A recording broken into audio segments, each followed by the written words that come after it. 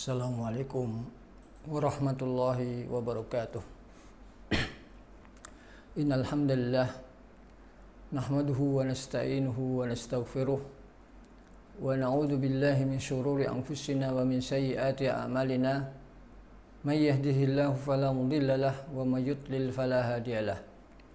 Asyhadu an la ilaha illallah wahdahu la syarikalah wa asyhadu anna Muhammadan 'abduhu wa rasuluh sallallahu alaihi wa ala alihi wa sahbihi ajma'in. Ya ayyuhalladzina amanu taqullaha haqqa tuqatih wa la tamutunna illa wa antum muslimun. Wa qala aidan ya ayyuhan nasu taqu rabbakumul ladzi khalaqakum min nafsin wahidah wa khalaqa minha zawjaha wa bassa minhuma rijalan katsiran wa nisaa'a wattaqullaha alladzi tasaaluna bihi wal arham innallaha kana 'alaikum raqiba. Ya ayyuhalladzina amanu taqullaha wa qulu qawlan sadida yuslih lakum a'malakum wa yaghfir lakum dzunubakum wa may yuti'illaha wa rasulahu faqad faza fawzan 'azima. Amma ba'du fa inna asdaqal hadithi kitabullah wa khairal hadi hadi Muhammadin sallallahu alaihi wasallam wa syarrul umuri muhdatsatuha wa kullu muhdatsatin bid'ah wa kullu bid'atin dhalalah wa kullu dhalalatin finnar. Ma'asyiral muslimin rahimani wa rahimakumullah, para wali santri dan juga santri baru maupun santri lama yang senantiasa semoga dimuliakan oleh Allah Subhanahu wa taala. Pada kesempatan ini kita bersyukur kepada Allah Subhanahu wa taala yang mana kita masih diberi kenikmatan, nikmat sehat, nikmat waktu luang, lebih-lebih adalah nikmat Islam dan nikmat iman yang mana itu adalah merupakan nikmat yang terbesar. Pada kesempatan ini saya akan menyampaikan di antara adab-adab dalam menuntut ilmu, yaitu bersungguh-sungguh dalam belajar dan juga selalu merasa haus dengan ilmu. Tentu saja kita paham bersama bahwa menuntut ilmu adalah ibadah. Ibadah itu kapan selesainya? Maka kita ketahui dari Al-Quranul Karim, perintah dari Allah Subhanahu wa taala, namanya beribadah adalah sampai akhir hayat kita, sampai kita meninggal dunia. Wa'bud rabbaka hatta ya'tiyakal yaqin. Beribadahlah kepada Allah, sembahlah Allah sampai datang kepada kamu keyakinan, yaitu kematian. Begitu pula menuntut ilmu seperti itu juga. Kita harus terus-menerus menuntut ilmu karena ini adalah perintah dari Allah Subhanahu wa taala. Dan di antara adab dalam menuntut ilmu harus sungguh-sungguh, tidak boleh santai-santai, tidak boleh bosanan. Meskipun kita merasa bosan, maka kita harus berusaha untuk tetap menjalani amal ibadah kita ini, yaitu namanya menuntut ilmu. Salah satu contoh bagaimana Nabi Musa alaihissalam ingin mendapatkan ilmu dari Khidir yang diterangkan dalam Al-Quran surat Al-Kahfi ayat yang ke-60. Allah katakan, wa idh qala Musa li fatah la abrahu hatta ablugha majma'al bahraini aw amdiya huquba. Ingatlah ketika Musa berkata kepada muridnya, yaitu apa? Lan abraha, la abraha hatta, la abrahu hatta ablugha majma'al bahraini aw amdiya huquba. Jadi aku tidak akan berhenti berjalan sebelum sampai ke pertemuan dua buah lautan. dan aku akan berjalan bertahun-tahun lamanya.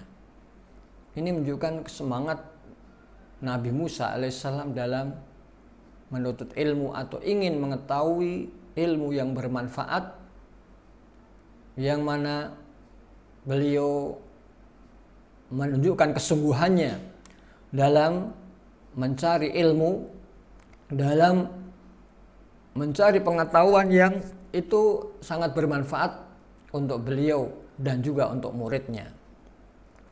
Begitu pula para santri-santri sekalian, yang namanya menuntut ilmu, jadi ilmu yang syar'i, ilmu yang bermanfaat, yang harapannya kita dari menuntut ilmu ini nanti mendapatkan rasa takut kepada Allah Subhanahu wa taala. Karena Allah firmankan innama yakhsyallaha min ibadihil ulama. Sesungguhnya orang-orang yang takut dari antara hamba-hambaku hanyalah para ulama. Hanya orang-orang yang berilmu. Jadi itu tujuan yang sangat penting sekali dari menuntut ilmu, yaitu memiliki rasa takut kepada Allah Subhanahu wa taala. Karena orang yang takut kepada Rabb-nya, dia akan aman. Dia akan diampuni oleh Allah Subhanahu wa taala dosa-dosanya. Sebagaimana Allah Subhanahu wa taala firmankan, innalladzina yakhshawna rabbahum bil ghaibi lahum maghfiratun wa ajrun 'adzim. Sesungguhnya orang-orang yang takut kepada Tuhannya dalam waktu tidak ada orang yang tahu dia, dalam keadaan sepi, dalam keadaan tidak ada yang melihatnya, maka bagi mereka itu apa? Maghfirah. Ya, jadi ampunan dari Allah Subhanahu wa taala dan ajrun azim, mendapatkan pahala yang besar. Itu hasil daripada ilmu, yaitu rasa takut kepada Allah Subhanahu wa taala. Jadi dalam menuntut ilmu syar'i ini ya, diperlukan kesungguhan, ya, diperlukan kesungguhan, dan juga tidak boleh bermalas-malasan, ya, tidak boleh bermalas-malasan dalam mencarinya, ya, karena apa? Kita nanti akan mendapatkan ilmu yang bermanfaat dengan izin Allah Subhanahu wa taala apabila kita bersungguh-sungguh menuntutnya. Rasulullah SAW pernah bersabda dalam hadis yang diriwayatkan oleh Imam Baihaqi, yang mana di dunia ini ada dua orang yang keadaannya itu tidak pernah kenyang, tidak pernah merasa puas. Jadi ada dua golongan orang yang di dunia ini tidak akan merasa puas, tidak akan merasa cukup. Jadi yang pertama adalah penuntut ilmu, yang kedua adalah orang yang mencari dunia. Yaitu apa? Dua orang yang rakus, yang tidak pernah kenyang. Yaitu apa? Orang yang pertama kali adalah orang yang rakus terhadap ilmu dan tidak pernah kenyang dengannya. Rakus terhadap ilmu. Jadi hendaknya kita ketika kita sedang menuntut ilmu, hendaknya seperti itu. Ingin tahu, mencari terus, sehingga kita mendapatkan. Setelah mendapatkan nanti kita amalkan, kita cari lagi ilmu, kita perdalam lagi, kita ulang-ulang lagi. Nah, kemudian yang kedua adalah apa? Orang yang rakus terhadap dunia dan dia tidak pernah kenyang dengannya. Maka anak-anakku sekalian yang dimuliakan Allah Subhanahu wa taala, ketika kita menjadi santri seperti itu juga. Karena apa? Aktivitas kita sehari-hari adalah mencari ilmu. Dari mulai pagi sampai sore, sampai malam, sampai besok lagi ketemu seperti itu.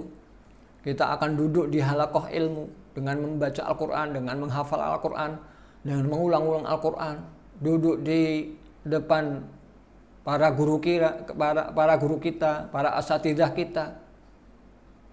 Maka kita butuh kesungguhan. Kalau tidak sungguh-sungguh maka akan bosan. Jadi kita harus sungguh-sungguh. Untuk apa? Untuk menyibukkan diri dengan ilmu. Baik dengan membaca, menelaah, menghafal, mengulang-ulang pelajaran dan sejenisnya. Maka itulah aktivitas daripada menuntut ilmu. Jangan sampai kita bosanan, jangan sampai kita santai-santai dalam menuntut ilmu, karena contoh-contoh para ulama dahulu sehingga mereka itu mendapatkan ilmu tentu saja tidak santai-santai seperti itu.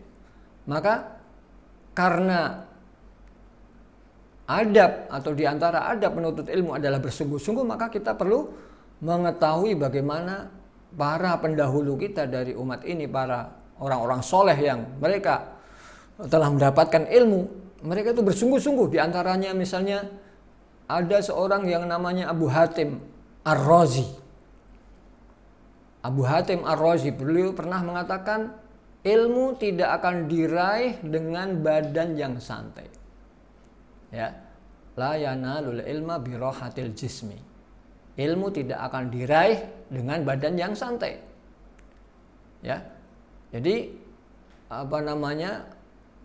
kelengkapan dari hadis tadi, ya, Imam Bukhari pernah meriwayatkan dalam Al-Adab Al-Mufrad dari hadis Anas radhiyallahu an, yang mana hadis tersebut dinilai kuat oleh Syekh Muhammad Al-Imam, seorang senior dari Syekh Muqbil bin Hadi Al-Wadi'i rahimahullah ta'ala.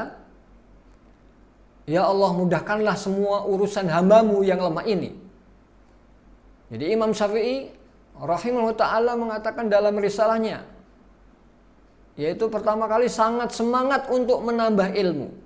Sangat semangat dalam menambah ilmu. Jadi ketika sudah belajar, ingin lagi belajar yang lain. Ingin lagi belajar yang lain. Kemudian yang kedua, sabar dalam meraih ilmu. Karena menuntut ilmu tidak mudah.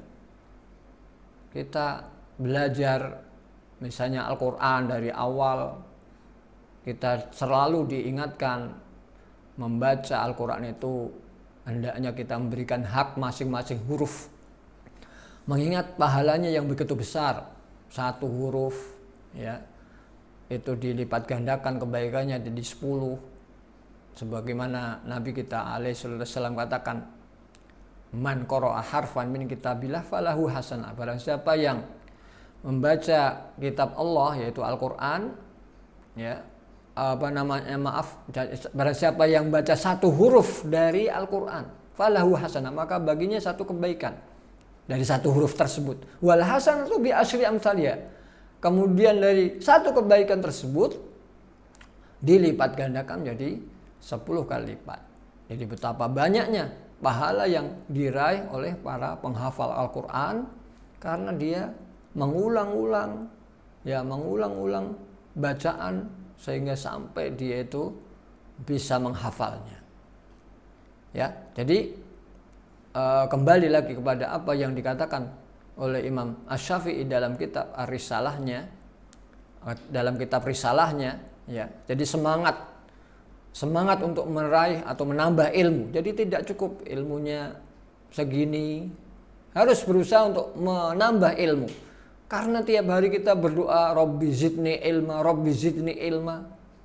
Ya Allah, ya Rabb, tambahkan aku ilmu, tambahkan aku ilmu. Maka apa? Kita juga harus buktikan doa kita tersebut dengan usaha kita. Berusaha untuk apa? Untuk menambah ilmu, mencari ilmu, menanyakan yang belum paham, ya, menanyakan kepada temannya yang sudah paham, menanyakan kepada ustadznya, kepada gurunya. Begitu pula sabar dalam menuntut ilmu, kemudian mengikhlaskan niat, ya, karena namanya ibadah. Ya. Ibadah kalau kita tidak dasar dengan ikhlas, ya tidak akan dapat apa-apa. Jadi kita niatkan ikhlas karena apa? Mencari wajah Allah Subhanahu wa taala. Dalam Sahih Muslim dari Yahya bin Abi Katsir, beliau berkata, la yustata'u al-ilmu bi rahatil jismi. Ya, la yustata'u al-ilmu bi rahatil jismi. Ilmu tidaklah dicapai dengan badan yang santai-santai. Inginnya main-main, ya. Inginnya santai-santai, banyak ngobrol, banyak cerita, ya tidak akan dapat ilmu. Dapatnya cerita. Jadi betul-betul apa? Mengurangi itu, mengurangi cerita-cerita yang biasa dia membuang-buang waktu untuk itu. Ya mengurangi waktu bermain, mengurangi waktu ngobrol. Ya, karena ilmu ini tidak akan diraih dengan santai-santai seperti itu. Maka perlu kita ketahui bersama bagaimana semangat para ulama yang lain. Yang mana para ulama mereka diantaranya adalah ada orang yang sampai ya mengakibatkan kematian, jadi menuntut ilmu sampai meninggal dunia. Ya seperti yang diriwayatkan ya dalam sebuah riwayat dari Imam Asy-Syafi'i, ya menceritakan tentang bagaimana ada seorang yang berdesakan hingga mengakibatkan kematian. Berdesakan bukan rebutan duit, bukan rebutan makanan, tapi ini menuntut ilmu, mencari hadis yang disampaikan oleh gurunya.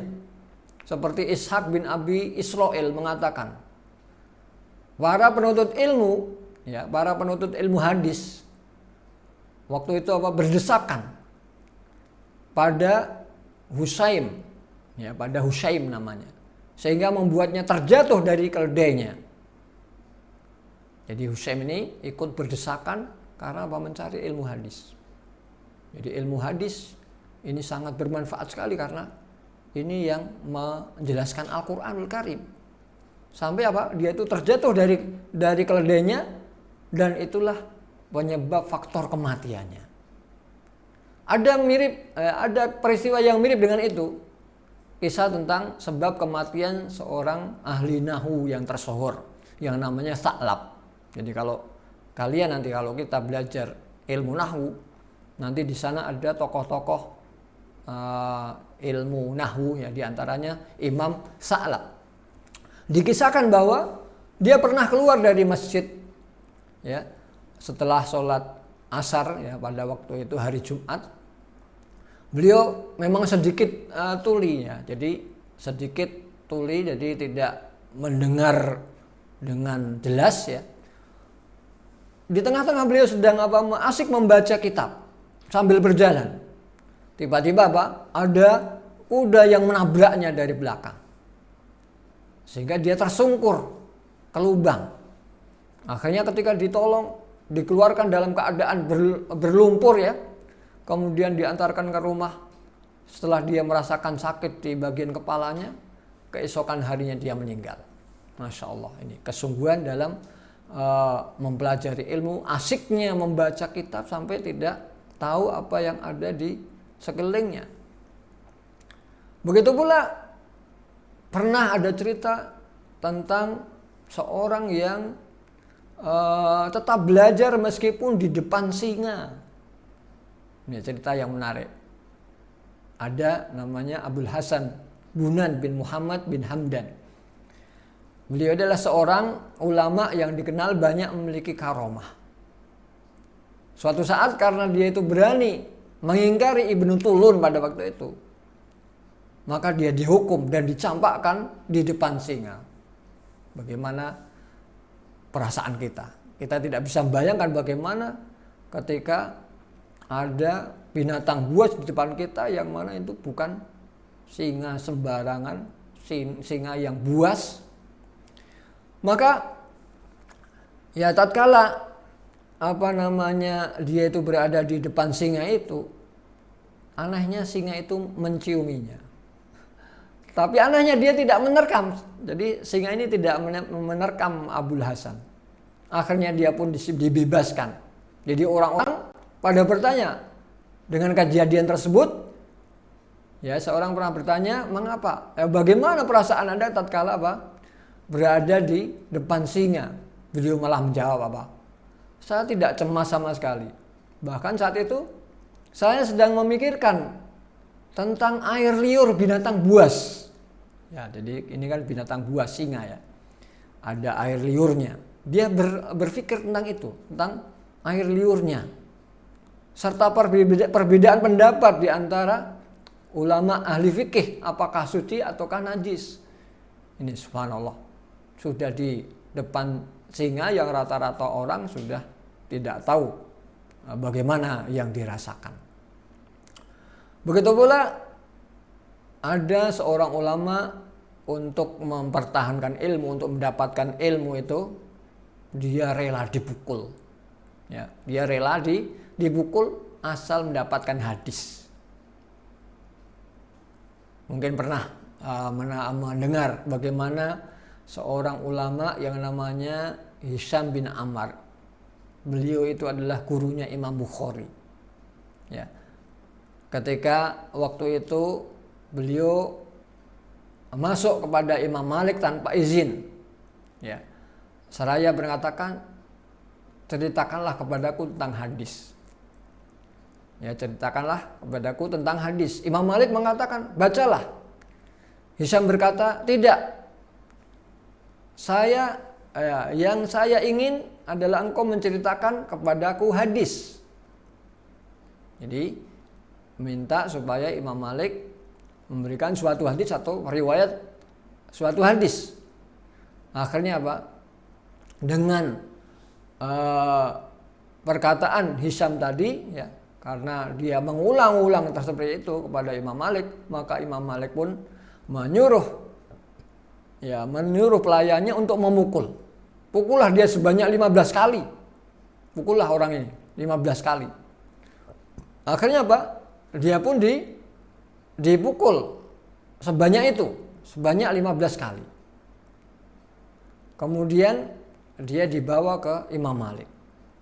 Akhirnya Hisham bin Ammar tadi berkata kepada Imam Malik, kenapa engkau mendolimiku? Ya, jadi ini seorang murid ya terus terang berkata kepada gurunya, karena namanya guru itu ya bisa salah, bisa benar, kadang-kadang memukul. Begitu pula muridnya juga tidak ngomong di belakang, dia langsung, kenapa engkau memukul saya? Ya, tanpa kesalahan yang jelas, mendolimiku. Engkau telah memukulku tanpa dosa yang kuperbuat, katanya Hisham bin Ammar ini. Akhirnya dia mengatakan, aku tidak menghalalkanmu. Ya, aku tidak akan memaafkan kamu. Imam Malik pun juga tidak tidak egois. Ya terus terang. Karena dia yang menyuruh tadi. Sehingga dia berkata, terus apa tebusannya sekarang? Maka faratuhu. Hisham menjawab, tebusannya adalah engkau menceritakan kepadaku 15 hadis. Jadi engkau membacakan kepadaku 15 hadis. Maka Imam Malik pada waktu itu membacakan atau menceritakan 15 hadis kepada Hisham. Hisham pun berkata kepada Imam Malik, ya, zidni fil hadis, zidni darbah, ya, zidni ad-darbah wa zidni hadis. Jadi tambahkan pukulan kepadaku, tapi syaratnya tambahi hadis. Ya, jadi tambahi hadis. Ceritakan kepadaku satu hadis. Masya Allah. Jadi bagaimana semangatnya Hisham bin Ammar, ya, ketika sudah dipukul, kemudian tebusannya itu bukan uang, bukan lapor sana lapor sini, bukan mengadu kepada orang tuanya, tapi malah minta supaya dibacakan hadis, diriwayatkan hadis, ya, bahkan minta tolong ditambahi pukulannya saja, hingga Anda menambahi hadis untukku. Maka Imam Malik pada waktu itu tertawa seraya mengatakan, pergilah kamu. Ya, jadi ini bagaimana perjuangan para ulama kita dalam bersungguh-sungguh menuntut ilmu. Maka santri-santri sekalian, hendaknya kalian mengingat ya cerita-cerita dari orang-orang terdahulu dalam kesungguhan mereka dalam menuntut ilmu. Tidak ada yang santai-santai ya, tidak banyak main, karena dengan itu adalah suatu penghalang. Jadi penghalang menuntut ilmu ketika orang itu tidak rajin, namanya pengen dapatkan ilmu ya rajin, manjada wajada, barang siapa yang sungguh-sungguh dia akan memperoleh, dia akan dapat. Tapi ketika orang itu malas-malas, maka dia tidak akan dapatkan. Jadi dengan itu para wali santri dan juga santri baru maupun santri lama, maka mari kita kembali memupuk semangat kita dalam menuntut ilmu, karena mengingat itu adalah ibadah kepada Allah Subhanahu wa taala, dan para ulama dahulu telah lengkap kisah-kisah mereka tentang kesungguhan mereka, yang mana tidak akan mungkin kita akan dapatkan ilmu dengan santai-santai ataupun malas-malas, karena mengingat pahala menuntut ilmu itu lebih besar dibanding dengan ibadah-ibadah yang lain, sebagaimana Imam Ahmad pernah mengatakan, la ya'dilu al-ilmu la ya'dilu syai'un liman shahat niyatuh. Jadi ilmu, artinya pahala daripada menuntut ilmu itu tidak ada bandingannya. Jadi banyaknya pahala menuntut ilmu itu tidak ada bandingannya. Tapi dengan syarat apa? Dengan syarat liman shahat niyatuh, bagi orang yang niatnya itu benar. Maka kita ingatkan, niat menuntut ilmu adalah kita menghilangkan kebodohan dari diri kita. Dan nanti setelah kita mendapatkan ilmu, kita berusaha untuk menghilangkan kebodohan dari orang lain. Itu namanya niat menuntut ilmu yang ikhlas seperti itu. Bisa juga niat yang lain, yaitu yang sepadan dengan keikhlasan, yaitu supaya kita ini benar beribadahnya kepada Allah Subhanahu wa taala. Karena tujuan kita diciptakan di dunia ini hanya untuk beribadah kepada Allah Subhanahu wa taala, maka kita harus niatkan, harus kita dasari dengan ilmu ya. Maka dalam mencari ilmu kita niatkan supaya ibadah kita benar, maka itulah niat dalam menuntut ilmu. Bisa juga niat-niat yang lain, seperti kita ingin menjaga agama ini, menjaga kemurnian agama ini, karena kitalah orang Islam, kitalah orang-orang yang beriman, yang diberi amanah untuk menjaga syariat Allah SWT. Ketika kita ikut andil menjaga ilmu, maka kita termasuk orang-orang yang dikatakan oleh Allah SWT, yarfa'illahu alladhina amanu minkum walladhina utul ilma darajat. Jadi Allah SWT akan mengangkat orang-orang yang beriman di antara kalian dan orang-orang yang memiliki ilmu beberapa derajat. Mudah-mudahan yang sedikit ini menjadi penyemangat bagi kita semua dalam menuntut ilmu, dan tidak bosan-bosan dalam menuntut ilmu, supaya kita mendapatkan ilmu yang setiap harinya kita minta kepada Allah, kita mohonkan kepada Allah SWT, yaitu Allahumma inni as'aluka ilman nafi'a wa rizqan thayyiba wa amalan taqabbala. Ya Allah, berikanlah aku ilmu yang bermanfaat, rezeki yang baik, dan amalan yang diterima.